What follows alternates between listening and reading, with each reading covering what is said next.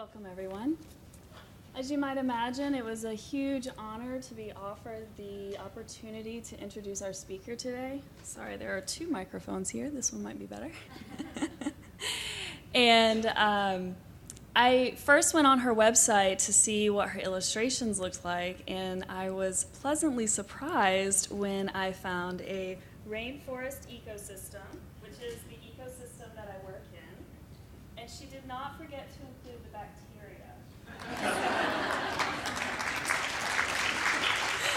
As we all know, they're the unsung heroes. So it is my great pleasure today to introduce Rachel Ignotofsky.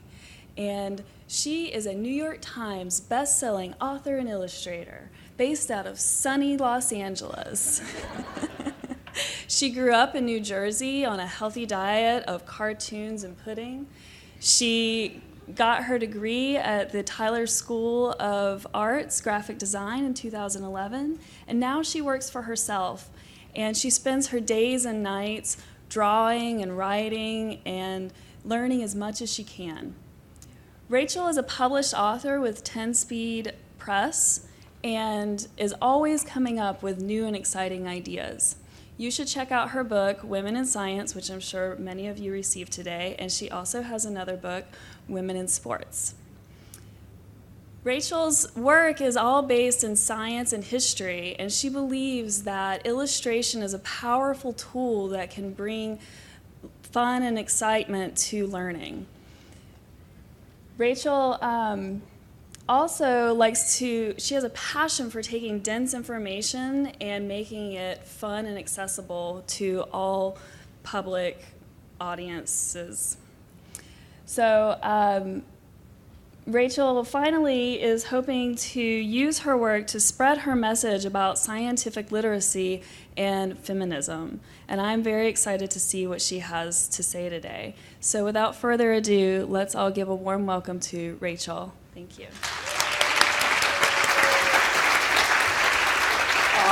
Thank you so much. So my mic is officially on. Hi, everybody. So I'm Rachel, and I'm going to let you guys in on a little secret about me, which is I absolutely hated to read. I hated reading as a kid. There was not a book I wouldn't try to weasel my way out of, or a paper that I would try to skip out on to draw a picture instead. But it would end up that books are what saved me. So here's a picture of me at 7 years old. I know. And as you could see, I was a great artiste already. I was always making stuff. That part really came easy to me. But I struggled with reading. I had exotropia, which is a really fancy way of saying that I had a lazy eye. So every time I opened a book, I would get a severe migraine headache. And on top of that, I was just having trouble connecting with the material. It was so bad that I was tested multiple times for learning disabilities and dyslexia, but that wasn't the problem. The problem was I just learned a little bit differently than everyone else. And it would be cartoons and comic books that would teach me how to read. So it was cartoons and comics like the one you see right here that gained my love of learning. The pictures drew me in and excited me. And all of a sudden, I felt like I could approach any topic no matter how difficult. All of a sudden, for the first time in my life, I was seeing myself as a smart kid. And that's really important to have that door opened for you. So now, I create artwork like the stuff that inspired me as a kid about subjects that I think are fun and important. I truly believe that if you take the time to take dense information and make it beautiful and organized and accessible, all of a sudden you could talk to a whole different audience because they kind of stop and go, oh, that looks good. And then you've tricked them into learning, you know? And it couldn't be more important to trick people into learning. We're in a fight for scientific literacy in this country. And people, surprise, actually need to know how their bodies work, how the sun heats the earth, and also, on top of that, our shared history and why the world works the way it does, to be able to make good choices. And that's what we're all about, is making good choices. So all of this really led me to write my first book, which is Women in Science, 50 fearless pioneers who changed the world. And in this book, I go all the way back to ancient Alexandria, to the first recorded female mathematician, Hypatia, all the way to Miriam Mizrakhani, the first woman to win a Fields Medal in 2014. And for those who don't know, that's like the Nobel Prize in math. And we talk about a lot more than math. We talk about biology, we talk about crystallography, we talk about marine biology, we talk about volcanology. Every ology you can basically imagine is in this book, along with computer engineering and psychiatry even. And because there's such a breadth of history, we learn about history. And because we go all the way back from, like I said before, like ancient Alexandria to modern day, you learn about the suffrage movement, you learn about the civil rights movement, you learn about the space race, you learn about gender rights throughout the ages, all through the lens of these women's stories and how they affected each of these women's journeys to make their amazing discoveries. So as you can see, there are so many reasons why I decided to do this project. But one of the biggest ones was actually Marie Curie. So raise your hand if you know who Marie Curie is. Yeah, duh. Yeah, we all know who Marie Curie is. In fact, when I first started doing this project, she's the first person I thought of when I thought of who is a woman scientist. And why is that? Why do we all know who she is? Why is she that pop culture person we think of? Well, it's because she has the PBS documentary about her. She has the BBC, long special. She has comic books and movies all based on her. But on top of that, she is the woman in the room when we think about famous scientists throughout history. We got our Einstein, we got Tesla, we got Stephen Hawking, and then they throw Marie Curie in there and they say, hey, we included a girl. Aren't we great? But this actually isn't what inclusion looks like. By having only one woman in the room, it makes it normal to only see one woman in the room. And it creates a very low bar of expectations for that one exceptional woman. But in fact, throughout history, so many women have contributed not just as much, but sometimes even more than that famous 10 I just showed. But why aren't these women also household names? And that's what we're going to get into as we do this talk. I'm actually going to share with you guys, before I go into that, 4 stories from my book about 4 different women who are from very different points in time, very different fields in science, but they actually all share this one thing in common. And as I was researching this book, I was kind of in awe of this one attribute that every single one of these women shared, which is this unyielding passion for their work, that no matter what was thrown their way, and we're talking classism, sexism, racism, the frickin' Holocaust, no matter what was in their way, they found a path to continue their research just because of the love of the science. And that's how these women actually ended up changing our world forever. So I'm going to start with Mary Anning. So Mary Anning was a very poor girl in Victorian England. So what does it mean growing up poor in Victorian England as a woman? Well, it means that she wasn't allowed to have a formal education. And once she did make her discoveries, she was definitely not allowed to publish. So Mary Anning lived in the British Isles, and she actually would find fossils near where she lived and sell them to noble gentlemen and tourists who didn't actually understand what they were. They thought they were like mystical items. They were like, ooh, this magical stone. But Mary Anning understood that these were fossils, and she developed all these techniques to remove them from the stone, and she wanted to know more about them. So she started dissecting them. She started putting them together and taking these really intense, copious notes. And by doing so, she actually discovered the first full ichthyosaurus and the first full paleosaurus, which were the first full skeletons of their kind. And this was huge. Before this discovery, people didn't know that extinction was a thing. And by discovering basically the skeletons of animals that don't exist anymore, she proved that extinction does occur and that there was actually an age of the reptiles before, the world we see today. It just gave a totally different look into, ancient Earth. So with such a big discovery, people began to get wind of it. Scientists, doctors, And again, the same noblemen who bought her stuff thinking that they were just, magical items, flocked to her to take her notes, take her research, and especially take her fossils that they would then sell to museums.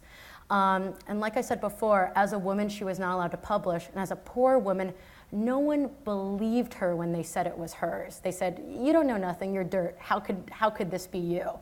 It really wasn't until historians found letters that she wrote back and forth with some of them and her journals that they realized that she was the mother of all paleontology, and she's the reason that the science really took a start in the West. And it's sad that her story actually isn't very unique. So many women throughout history, their research was not credited to them. They were kind of left out of the narrative completely. But that's our responsibility now, is to tell their stories and make sure that they're celebrated for the accomplishments that they did do. So that leads me to talk about Lisa Meitner.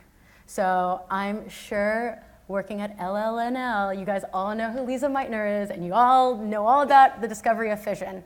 But I'm going to tell you some more of the details. So Lisa was working in Germany when women weren't allowed in university. That's when she started working within the scientific community in Berlin. And that meant that she worked in the basement of the university. She wasn't allowed to any of the upper level floors. She was doing all of her radiochemistry experiments alone in a dark basement, unventilated. It was so bad that they wouldn't even let her use the bathroom in the main building. She had to go across the street to the restaurant to be able to relieve herself during the day. That's nuts. It wasn't until the Prussian government officially let women into university that she got to join the scientific community, and that's when she started working with Otto Hahn. And together they discovered a bunch of elements, and then they started working on a project to try and create a new element. And they were in a race with other scientists to see who was the first one who could do it. So they're smashing neutrons against uranium. Oh no, what's happening? They're not really sure. Could this be one of the greatest experiments of all time? Unfortunately, in the middle of them trying to figure this all out, Hitler completely rose to power, and the Holocaust was in full effect, and Lisa was Jewish. So for her life, she fled to Sweden, and she was just completely heartbroken. She didn't want to leave her work behind. So at risk of her own life, she continued to write letters back to Otto Hahn from basically her status as a refugee in Sweden. He still had no idea what the results meant. And it was actually while she was on a ski lift that she figured it out. She realized that they weren't creating a new element, they were actually stretching apart the nucleus. She actually described it like stretching apart pizza dough and releasing more energy than they put into the experiment. Nuclear energy, no big deal, right? So she writes back to him, "Oh my goodness, we discovered fission." He publishes, and she's still not allowed to return to Germany. So he receives the Nobel Prize completely without her. And she is, during her lifetime, never really given the full public credit that she deserved, although people did know her role in the experiments within the community, which is a big step forward. And like before, now we can celebrate her thoroughly and have her name be thoroughly recognized, that when you hear fission, when you hear nuclear energy, you also think of Lisa Meitner. That leads me to BarbaraMcClintock. So BarbaraMcClintock was a celebrity at Cornell University with her work in chromosomes. She went from there to the University of Missouri, and that's when everything really changed for her. She wasn't treated the same way that she was in New York. First off, they hated the fact that she wore pants all the time. They were like, what are you doing? You're a lady. And she's like, come on, I'm a scientist. They didn't like that she broke curfew to work with her students late, or that she asked questions, and she stopped being invited to university-wide meetings. But the worst blow was when she was told to come to her boss's office, because in a newspaper, an article was printed that a BarbaraMcClintock was getting married. And he said, "Is this you?" And she goes, "Nope, that's not me." And he was like, "Okay, good, but I want to let you know that if you ever decide to get married, then you no longer have a position within our university. And on top of that, if your supervisor, who's a male colleague who brought you onto this project, if he ever leaves, we cannot promise your position here. So instead of deciding to wait to get fired, and by the courage of her own conviction, she quit with no job offers, no prospects, and she found her own way. She ended up getting her dream job in upstate New York, where she could just focus on her research without so much politics. So that's where she made her amazing discovery of transposons, jumping genes. By growing fields of corn and looking in the nucleus of cells, she realized that genes can shut on and off, can move around a genome, move around the chromosomes. And she realized that explains a lot that they were kind of wondering about in evolution, and explains the diversity that we see all around us. So she goes and gives a speech at a symposium within her institution. And she explains all of her findings, but it's kind of met on deaf ears. No one really understood what she was talking about, or maybe they didn't care to. And it then took 30 more years for the scientific community to catch up with her. After that, she is given her day in the sun. She is awarded the Nobel Prize for her lifetime of work in genetics, and she is seen as one of the most important figures in her field. But also think about that. Think about the 30 years of progress that was missed out on.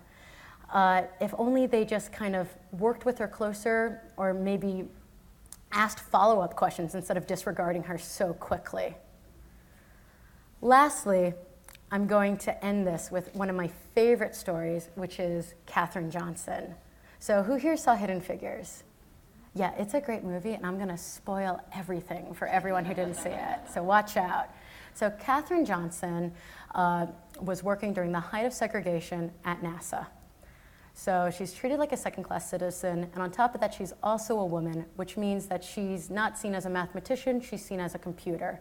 And for those who don't know, before we had computers were just a room filled with women doing smaller math sets to then give to a mathematician who would then make the real decisions on the project. So that wasn't enough for Katherine. She wanted to know more. So she goes to her boss and she says, "Is it against the law for me to be in one of these meetings where they're explaining what's going on?" And that's a question that she really had to ask, because it was against the law for her to be in so many places on campus. And he goes, "No, it's not against the law." And she goes, "Well, then I'm coming in." So she goes in, she starts asking questions, she makes herself heard at that meeting, and that led to opportunity. She, like we saw in the movie, she successfully calculated the flight window for the Mercury mission, the first US manned mission into space. That was a huge success. Then, spoilers, this is what happens after the movie. She is named lead in calculating trajectory. She creates the flight path for the Apollo mission. She writes the first textbook on space. She works on the shuttle project. She works on the Mars project that we're still working on today. And she retires a job well done. And that alone, I'm like, you're in the book. You've made it. That's amazing. While I'm illustrating literally the last illustration right before it's about to go to the print house, I get a call from my editor, and she goes, "Look at the news. At the age of 97, she's awarded the Presidential Medal of Freedom by Barack Obama." Think about that. She went from not being allowed in the room to being awarded the highest civilian honor you can in this country. So things have gotten better, but there's still so much work we need to do. All of these women need to be household names. And why aren't they? Well, there's two reasons. One, institutionalized sexism, and the only way we can fight that is by creating new paths towards leadership, mentorship programs, and policies that support women. But the second part of that is accessible materials. Accessible materials like the movie Hidden Figures, like the comic books and cartoons that I showed you before that actually taught me how to read. It's those fun things that engage people and make the information easy and digestible and makes these people pop culture icons and changes our expectation of normal. And why is that so powerful? Well, it's because illustration is more than just pretty. Art has this powerful impact on you. The ability to tell a story instantaneously through images is a trained art that holds so much power, and it sets our expectations of normal in this world. And you know who really understands that? The most powerful institutions throughout history, whether they're kings or the Catholic Church or multi-billion-dollar corporations. They pay a fortune to have artists tell their stories, tell them well, and make sure that they're everywhere. So what happens when we take that power back? Well, when we take that power back, we realize that we actually choose the stories and we choose the history that we are telling. That it's an active choice being made by real people. And that if we can become the people who are creating these stories, like me oh, sorry, microphone, oh my God. That's what I get for clutching my heart in this moment of passion. But if people like me, storytellers and artists, pick up that baton and decide to tell an inclusive history, to tell history the way it happens, to make sure stories that are usually untold by people who were marginalized, whether it's women, people of color, people from the LGBTQ community, make sure that they're in the spotlight, we become closer to telling the real story of humanity and giving that power back. So I'm gonna actually, again, pull the veil even further behind the curtain of how this book was made. If you didn't get enough, here they are, here are the doodles. That's right, these become way nicer. So I started this project in 2015 after two things happened. One, I read the 2013 census, like really cool people do, that showed the that showed the disparity between women in STEM and how bad the gender gap had gotten. And then I went up to a party with all teachers and talked about the census at the party, which nobody enjoyed but me, because that's how I roll at parties. So I'm talking about the US Census, and my best friend, who was a math teacher at the time, goes, you know what, I actually do see it in class. I see these girls, they're testing just as well as my boys, but they're not participating. Why is that? And then I went off. I'm like, you know what? I didn't grow up with any history books that included women's stories. I didn't grow up with any stories about women scientists growing up. We weren't taught about them in science class. We weren't taught about them in history class. Like, where are they? And I was just shouting and being very belligerent about the 2013 US Census. And then I realized that I needed to shut up and that I actually had the power to create the content that I was complaining did not exist. So I began to draw. And I created these images that I put online that I was hoping would be a taste to make people want to learn more. And to my surprise, it began to work. Oop, there it is. I put these images out online and I started getting feedback. I got messages from scientists who said, I bought this poster of Rosalind Franklin, I hang it in my cubicle, and now my male colleagues come out and I actually get to tell them the real story about how the structure of DNA was found. I got messages from middle schoolers saying that they're wearing this t-shirt with Jane Goodall on their shirt, and they were telling all their friends how they could buy a hectare of forest in the Amazon. And I went, do it, girl. Like, thank you for emailing me. This is my birthday. Thank you. And she was like, but I got it for my birthday. And after getting so much positive feedback, I realized that I had to go further with it, and I had to turn it into a book. And the stories of not only the kids learning, but the parents learning, because this is probably the first science book that most parents have picked up since they were in middle school, and how much they're learning about how the world works. That's what really gets to my heart. And I've been lucky enough to have this book on the New York Times bestseller list now for 62 weeks. So people are, thank you. And it's being translated into about 25 different languages across the world, including Farsi, which is amazing that Farsi and in South Korea and in Japan and China and Germany and Poland and Hebrew. It's amazing how many people have been craving this content and how they want their young girls to grow up with these role models. Not just their young girls, their young boys too, and how much they're learning in their home. So I've been very blessed that I had a hypothesis. If you draw stuff that looks cool, people will want to learn, and it worked. And it led me to write my second book, which was Women in Sports. And this seems like a big jump, but I was thinking a lot about stereotypes. And the most basic stereotype that women face every single day is that our bodies are inherently weak. And what does weakness mean in our culture? Well, if someone's weak, then they are seen as not being able to lead.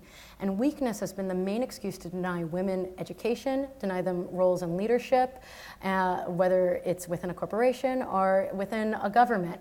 So we need to break that down. And what better way to break it down than telling stories of women swimming the English Channel, of climbing Mount Everest, of bench pressing over 300 pounds, of winning the Olympics, all of that, breaking records. And by doing so, many of these women then went on to use their platform for social good. So as we talk about women throughout history excelling in sports, we end up talking, just like with science, we end up talking about suffrage, the civil rights movement, the LGBTQ movement, the 1960s women's movement.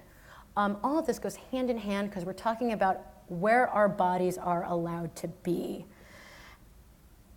And what's exciting about it is that little boys and their dads have been reading it too. And they have messaged me saying, man, I didn't realize how much, like as a father, I didn't realize how much prejudice I had myself and how much I feared for my daughter when I should have just been letting her be herself.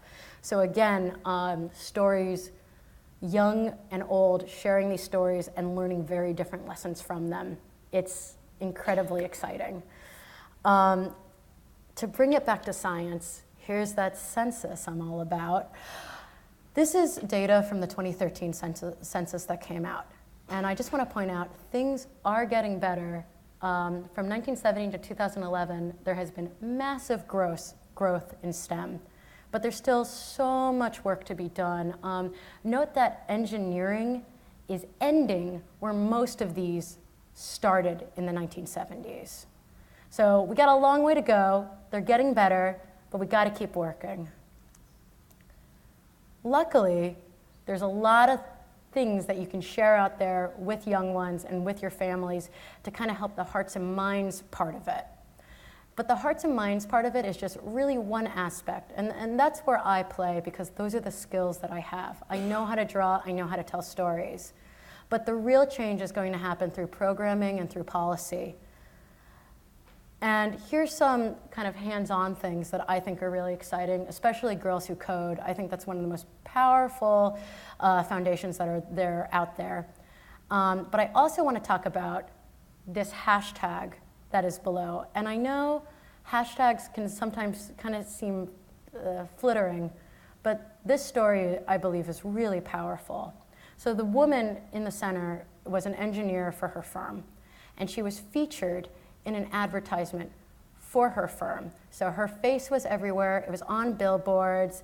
It was, her going like, yeah, engineering's great. Come join our team.